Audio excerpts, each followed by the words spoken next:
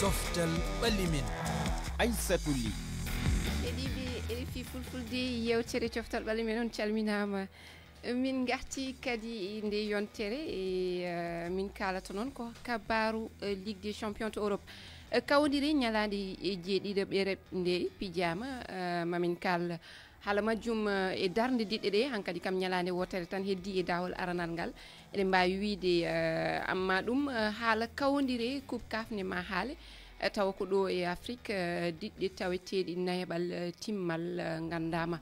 kabaru goɗɗo woni fitnaji baɗɗoji e kawdire hakkude legue hakkude diwe diwe woni ko nirte Sénégal nawetan ene waɗa kadi e leyɗe goɗɗe woodi ɓaraɗo e nde yontere e batti ɗum holko woni sababu ɗi fitnaji holno ñawdirte e tedduɓe ko ɗum woni mbadi yewtere nde bisimilla.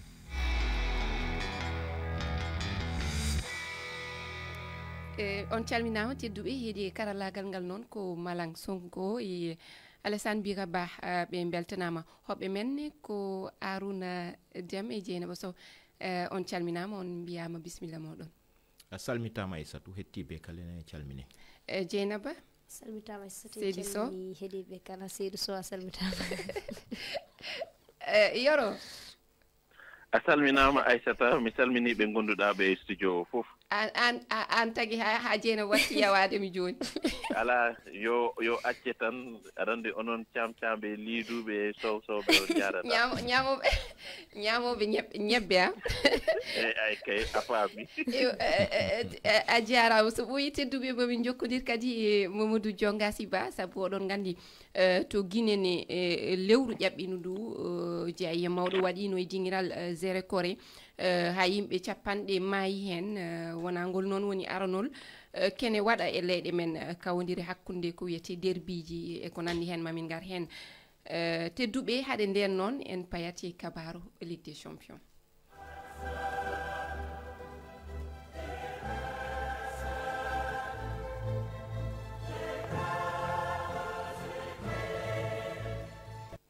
Yo on paami Ligue des champions kaleten ene mbawi wiide nde yontere noon loggi keewino hakkunde Benfica e Barça nayi joyi ewa hakkunde Real Madrid Salzbourg kañum ne loggi heewino joyi goo hakkunde PSG Manchester City nayi ɗiɗi kawdire goɗɗe mbaɗino eɗen mbawi wiide Manchester no wiyeteno Paris heeɓi wune Liverpool kañum ne iwani e bolol ngol ƴettingol hikka en mbaɗirat kawdire ɗe goto goto tan Barça taw yi ha dingiral no wiyeteno Benfica lappi ɗum joyi ɓuri hen hawnade ko remontada ɓe mbaɗi Lewandowski e Rafinha kañum en mbaɗi golle payidinɗe mamin gar hen e banggue Benfica ne en mbi kamɓe ne ɓe loggi kono ha e sigmaji capanɗe jeetati e joyyi ko Benfica wonno yeeso Barça heɓti ɗum holno jiruɗon hakkude ngal kawrida hakkude ɗiɗɗe ɗiɗi ɗe Arouna jaggaten tan doole potani mboɗo sikki hay sinno Barça won ummima to wonno adan ɓurino ɗo hene darade kono tan sa ƴeewi won ha yalti hen woni wonde ko wiyete ban remplaçant ji Barça nde naati nde ko mboɗo sikki ɗum tampini Benfica ronki darde dañjan fonde noon aɗa andi kamɓe mataw ɓe ɓuuri hewɓe ko jogui e ɓurɓe wade fettude tampere jagguɓe noon hoɓe mbaɗi dépensé énergie heewi seeɗa tampere nde wataw nde heddi seeɗa nde ɓe poola no bat sa waɗi to football ni saɗa waddaymo football sa rena haade mo gasde tawata tampi par ce que ɓe jogoto baltane ɓe dungnuma ma andoga ha maya hay sinno ko wuuro ma gonɗa ɗum noon weeɓani saaha noon eɓe jogui hande Rafinha ɗo tolni ɗo woɗo jaggi tan saɗa limanno tato ɓurɓe wade hande wonde a forme e aduna kanko e Salah ɓe mankata hen eywa no woodi Dieynaba holno jiruɗa diɗɗal ma ngal mbeɗa andi a weltima men remontada men wonko siftini parisien ji a weltima accu parisien ɗi moolo remontada men wonko siftini parisien en remontada tan haala yimɓe ay hunde Barça ne heewi remontede ɓe jejjiti Barça no remontirta ni kañum aɗa andi no Arouna wini tan ka Barça no hande oɗo saaha ne rewi lawol muɗum hay soni ñanen kam woodi fuɗɗinoɓe weltade idan he ɓe mbiya Barça fiyama Barça waɗi ni kono yara wona ko Real jinganoɓe Real ɓe jejjiri non hande oɗo saaha to Barça yara ɗo ala kippu jahnuɗo ɗum kamɓe wullatnoɓe kamɓe ko noon mbiɗa ganduɓe wona haala supporter ane horma haali mbiɗa Barça woni koye golɗon lawol sa wi Barça ala diɗɗal jahnugal ɗum mbeɗa andi gandumi liga kam to ko Real arti kamɓe ko yoɓe mbat peeje Real ardide gon fiyani Barça accu mbimi accu haala yoro min namdota komo haala Barça min namdotoma haala PSG e Manchester City kamɓe e banggue Manchester City wulino PSG Paris heeɓi woni kono ɗum ene hawni sanne mate Manchester City kam hikka holko yane muɗum eɗen mbawi wiide hol caɗele wondi saabu so wiyama diɗɗal ƴettunogal kañum ardino Premier League ƴettoyi kadi DC walla Ligue des Champions mbeɗa sikki hitande ujunnaje 2023 ɗum hande diɗɗal Manchester City ene yaare e jonde walla e darde nogasi ɗiɗa ɓiwal ko noon de eywa nogasi ɗiɗa ɓiwal walla nogasi joyi mbeɗa sikki ko joyi eywa ɗum mari hawnaki an yiyande ma yoro ne hawni ɓaade adduɓe fof mbino ko Paris kam parani hikka ko faye Ligue des Champions e poti noon koye Man City mo ganduɗa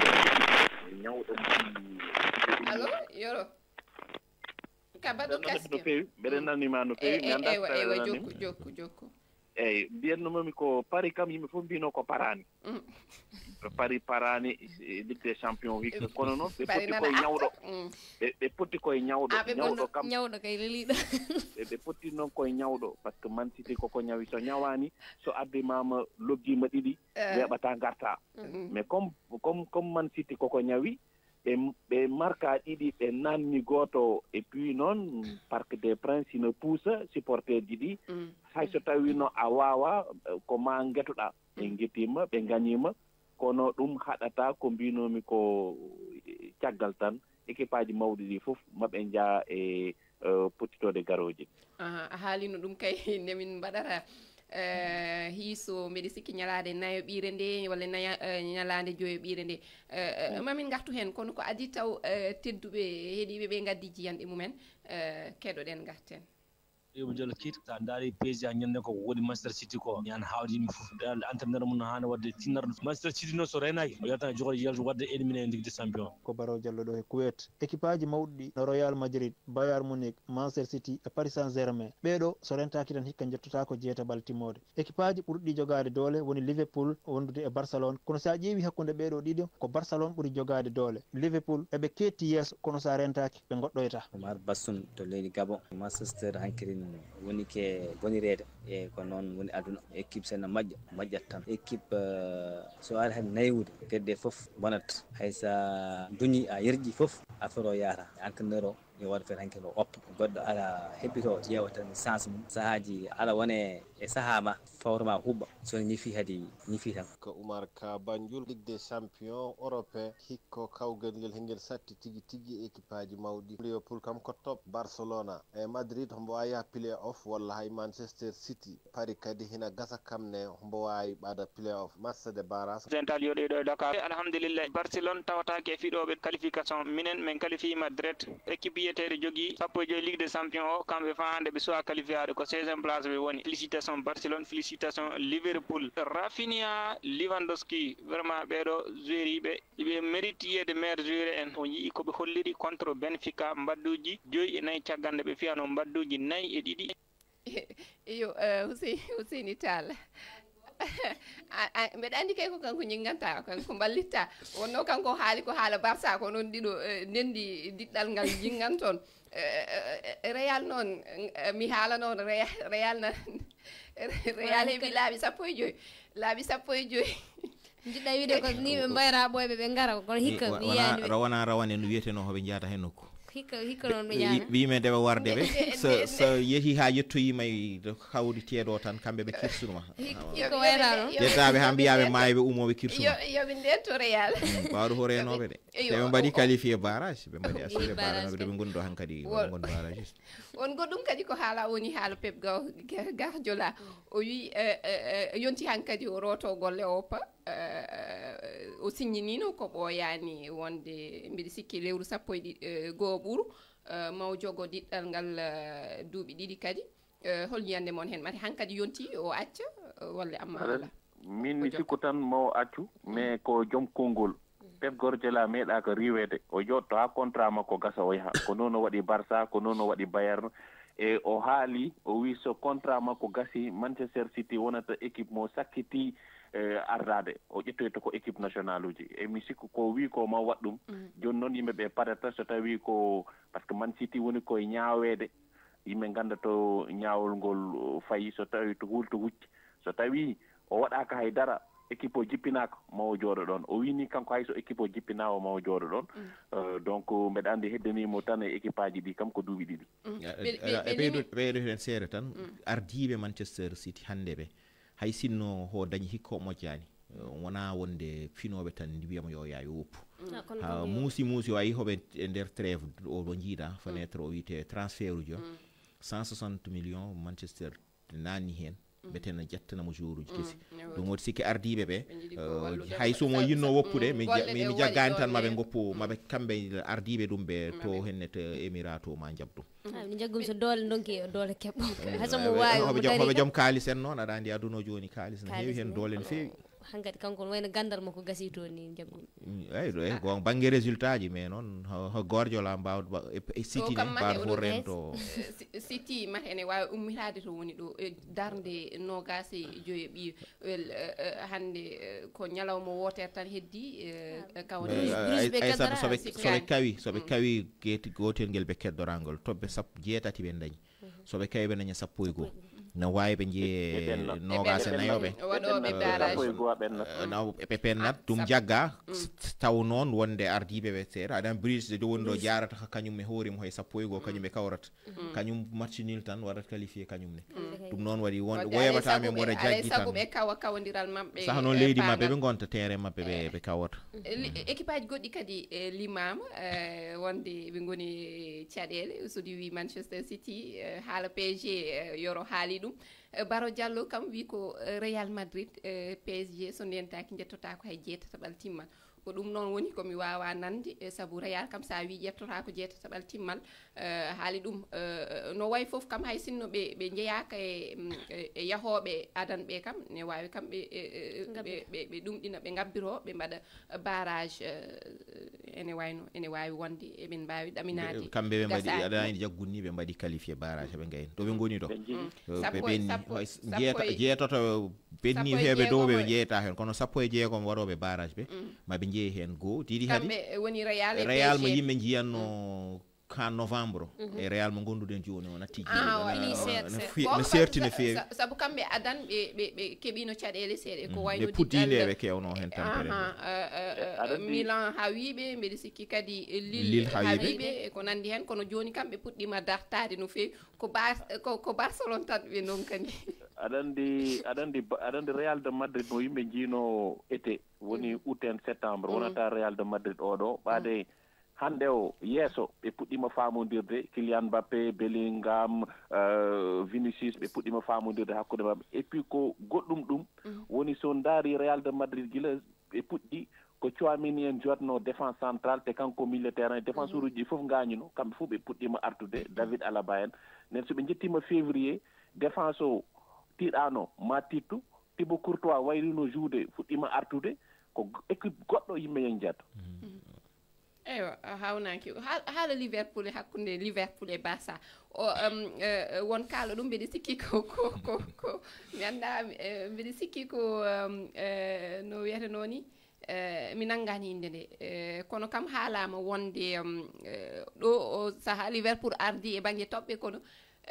Barça ɓuri jogade darde walla ɓuri jogade doole Liverpool so yi ha ɓooyi koma yalta gardiɗo kam so yalti hono waya kanko ko haalata ko mate wonɗo fawi mate wonɗo ñiiɓi sa wi Liverpool daraki supporter ganduɗa hen kamɓe kam oɗo saha kam pindirta balaɓe hayso woni kam mbeɗa guila saison o fuɗɗi Liverpool woni kippu mo ganduɗa kam kañum ɓuuri kam sabange football tan ay joni mi wima eɓe jogui Rafinha kono Liverpool ne jogui Salah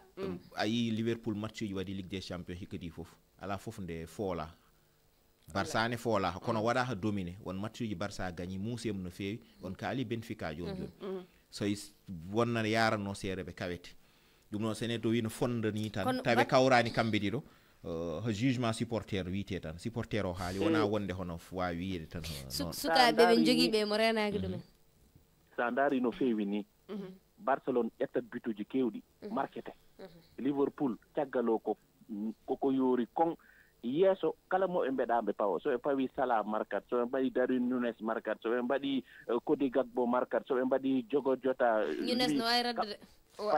wadde ɗum ko haala jingonowo Barça ko Barou Diallo koɓe jingoɓe Barou Diallo anani ka jingowo wadde ko minen pindirata balaɓe de oɗo saaha ni eyo tedduɓe en payati kabaru goɗɗo en guddat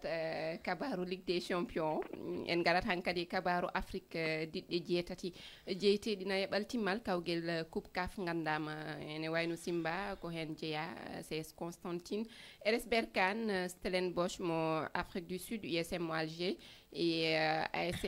ASEC Mimosa mo Côte d'Ivoire Zamalek et El Masri ene wayno noon Jaraaf ɗaminanoma kono jeeyaka e diɗɗe tedduɓe ɗum woni kabaru kawgel coupe CAF nayi ɓaltimmal ɗum noon no wiyeteno ñande waɗate noon CAF suwa taw andinde ñande kawdire ɗe walla potite ɗe pijete tedduɓe haaj hannde en jokkat e kabaru yowitinde fuku koyngel sabu mi haalani on e fuɗɗode ene teska oɗo saaha ɗo e Sénégal fitnaji ene mbaɗa e hakkunde so nawetan ene waɗa ko wayno kawdire potite hakkunde leege ɗe hakkunde diwe ɗe diwanuji ɗi Moustapha Dian kanko warama altine nde haade kawdiral ASC Farba e ASC natangue wadde ɗen diɗɗe noon ko gonɗe Yombal Sud Yombal mbeɗa sikki ko leegal gongal toon to ɗo e Dakar humpitoji keɓadi noon kolli wonde tefore nana jokki ha wodi nangaɓe hen kono ɗum ko mataw tan wona hande fuɗɗi ha to Guinée kadi fitnaji ene mbaɗino e lewru mbiyen sakkitino ndu ñande goo lewru sakkitino ndu ha saabi mayde capanɗe yimɓe capanɗe e dingiral Zéré Koré en jokkodiran e Mamadou Diongasi Ba Mamadou Diongasi a salminama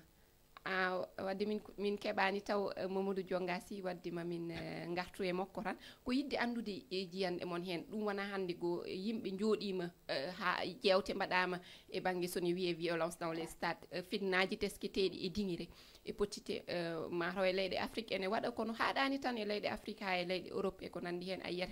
hankadi kawdire hakkude derbiji sene mbaɗani ko wayni fitnaji ene teske hande hol yiyande mon hen holko woni sababu muɗum e holko woni sababu muɗum e holno ñawdirte hol kadi peleteɗo hol peleteɗo e ɗi fitnaji Aruna kongolati bot sikki so felde yonti yimɓe fof pelete société o e hoore mum ha kala jiiɗa no wone sport aduna joni tan ho yimɓe gone nder société no gurdini gurdam men jaltintana way start nawetan noon wona hono hesdi hen yimɓe ne kaba hen walla no maya sabu probléme aji e nder leede hoddume fododiral yaha ha nawdumen aɗa andi yimɓe kaali Moustapha ɓen keewoɓe ɓuuri haalde kono ñande 10 lewru décembre on mayno to hede no mboro no wiyeteno mbay to ayanta supporter uji hadi kabno on no wiye Moussa Fall on ni mayruno koye haareji mbanno e nder nawetan ɗum noon a yi pelle kewde département ji kewdi dartini mbi wonde ɓen gadi Mboro hankadi darnama département Keur Massar o musiba wattindi wadde darnama toon do añi en département Guédiawaye hadi préfet o jetti arrêté ñanden darni ɗum noon sa yino ɓe mbata hen ni pariji kalis nan hen sabu yimɓe jiyama joni hoɓe mbiyata narbi ho no heewe nder nawetan yimɓe mbiya ɓeɓe sono pette hay mi-temps 0-0 wonta ƴetta ujunaji ha keewa kalis awen leydi mbaɗa hen parier ɗum noon adda violence so tawi wonde a gagnaki a hawama andi wonde kalisma ho perdata woni hen beddo kaaje bonna heddi ho hakkunde leede ɗe ɗon banlieue ne heewi bandiyagal ne feewi insécurité ne wayne leydi so nawetan waɗi mais naata hen tawa bandiji naata e nder hen gadda hen musiba ko ɓeydanmi hen Haruna aɗa andi ko hollum woni ko nawetan fot darnede aɗa andi nawet kam woni e jolfo ndungu ko ganduɗa joueteno ko ndungu joni yo yaa ha janvier février nden ko yimɓe wonnoɓe étudiant ji ngara ne petta ne forme sukaɓe mbatma secrétaire général ɓe nanguinma no bindirta lettre no mbaɗirta lettre officielle nden ko jangde ndawno hen yimɓe joni ko yimɓe ɓe ngala liggey nangti hen ne keɓa hen haalis ne tampina sukaɓe ɗum woni gonga wonɓe ɓe e nawetan hay goto e mabɓe ngala liggey yoɓe pindi aɓe tampina sukaɓe mbaha entraînement joni transfert joueur koma cooda ɗum 500 000 sa gagnima coupe heɓata 1000 francs mane ala kalis mane nawetano hande sukaɓe fettoɓe hen ɓe kadi mataw ko kamɓene ko ɗon ɓe mbawi yiyede wona ɗum ni weefani aɗa andi sa yi continue ha wayne ho gongo haali ho foti aritere kono noon kamɓe laamu ngu yimɓeɓe gona e naweta han waɗi ɓe arrangé no wawi wiyede noon saabu wonɓe hen sukaɓe so goppanoma jooɗima e galleji he tan e quartier ji he mbaɗani haydara mbaɗa ha occupé haydara vacance o ha joni ɗo gonni hewɓe hen liggaki ngala mbati so neɗɗo no ala waɗi noon no jooɗi no waɗi tuuba ko mbiyata oisiveté ho sa woɗani he tottuɗa ɗum de jaggui mettere mum nde foof wata to e goddum agresseur en hoye noon gonata ko ɗum ma taw addi no leydi ndi wayno darodi hande diwti juuɗe dal oɗo saha Mamadou Diongasi Ba ari Mamadou Diongasi a salminama a salminama Aissatou ndi ange gollidiɓe ma ewa Diongasi jinnomi tan ko garten e ko wanno to Guinée e go ɓuuru walla mbiyen ñande goo lewru 11 ɓuuru yawtunu ndu masiba eɗen mbawide jeeya mawɗo waɗino toon ha saabi mayɗele yimɓe hewɓe hande mataw lewru caggal muɗum holto tefore nde tolni mane hande won no wetno responsabilité ji ɗi mbaɗama situé ha woodi ɓe ganduɗa kam nanggama hen walla tan wonko ɓoosi kono hollirɗa ni Aissatou li ko e ndu lewru 11 ɓuuru feƴƴundu e o stade wiyeteɗo 3 avril e Géré Corée donc hakkude diɗɗal Géré Corée diɗɗal Labé wonno ko folotirno ɗum ko e konngol o hoorejo Mamadi Doumbouya e yimɓe buyi wonno ko wara gouvernement on holluno ko 90 kono dente ɗuɗuɗe holluno ko ɓuri ɗum sabu ɓe holluno ko ɓuri temedere e 90 wonno ko wara kono ha ko wonɗen ɗo ni tefore ɓe holluno ɓe holluno tefore no uddita kon ha ko wonɗen ɗo ɓe andali ɓe hollali ko hombo e hombo e wonno ɓaawo ɗum wonno ko ɓenta kon responsable sabu han joni hay goto nangaka hay goto sokaka tefore nden han joni ino ko nde won ɗon mate caggal mum peeje ƴettama mate ko wayni wasa wadde mate won peheji ƴettaɗi no peego ƴettaka sabuna han joni lato balo no fijude e ɗin stade ji tenti noon ko dowri ɗon andi ɗi masiboji ko ɓuri kon koko dowri ɗum waɗata e ɗi stade ji sabu haray wonanɓe walla bamboɓe haray ɓe eltaka e jaɓɓugol fijigono toon surtout so tawi ɓe waɗama loggi ma fijowo maɓɓe jonnama boɗewal haray ko kar hamɓe jaɓirta ɗum ko ɗum waɗi haray alhaali on no metti ko ñawowo kawdiral ngal wino ene tira penalty mataw hokki penalty équipe diɗɗal ko ɗum adduno caɗele ɗe Mamadou boɗewal o jonnu boɗewal o jonnu boɗewal ayo ko boɗewal wadde wona penalty e penalty ko boɗewal e penalty eyo ko ɗum adduno caɗele ɗe kippo labe ko ɗum addunoɗen caɗele kono aray caɗele busso wonno Mamadou Diongasi eyo jaafuɗa kono en jettima e timmode yewtere men ko heddi hen ko heewani sabu min etima hebdema gila nani min donki ko yidde tan andude hade mi waynadema holko ɓurɗa teskade e nde yontere e banggue ko koyngel tan walla e banggue coftal ɓalli konngol gotol ɗon dokkumami ɗon haray ko wona wa Ligue des champions Afrique Ligue des champions Europe mi jentiki on ɗon on haali fi o remontada hakkunde Barça e Benfica. Eyo wadde an ko ɗum ɓurɗa nangude mi hokka eyo a jarama ko folotira manitangal a jarama Aruna an holko ɓurɗa teskade nde yontere ɓurmi jaggude tan ko penalty ma arbitre yejjiti nde Jaraaf hawre Isma o eyo anne Yoro holko ɓurɗa nangude eyi woni victoire Paris Saint-Germain Dieynaba a jarama gasi ya laaɓi on jettama heɗugol moon